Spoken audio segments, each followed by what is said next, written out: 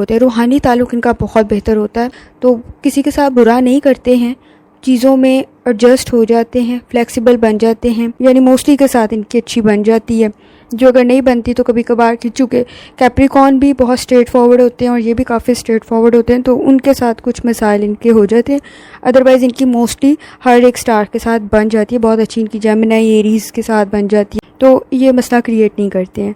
जहाँ तक बात कर ली जाए इनकी खूबियों की, तो आइडियलिस्टिक होते हैं, थोड़े से होते हैं, ये खूबसूरती को भी पसंद करते हैं, तो रियलिटी की बजाय थोड़े से आइडियलिस्टिक होते हैं, तो क्रिएटिविटी में भी इनमें बहुत बेहतरीन होती है।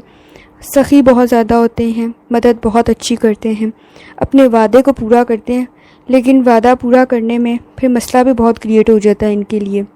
इनमें बहुत ज़्यादा तहम्मुल, बर्दाश्त आप कह सकते हैं।